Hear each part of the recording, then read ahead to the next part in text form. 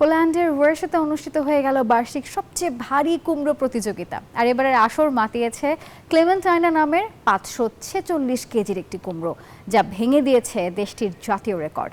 প্রায় 400 কিলোমিটার পথ পাড়ি দিয়ে প্রতিযোগিতায় অংশ নিয়ে $1000 পুরস্কার জিতেছেন এর মালিক, আর জানিয়েছেন এই বিশাল কুমড়ো ফলানোর পেছনের রহস্য। প্রতিযোগিতার মঞ্চে তাকে দেখে সবার চোখ তো চড়ক গাছ।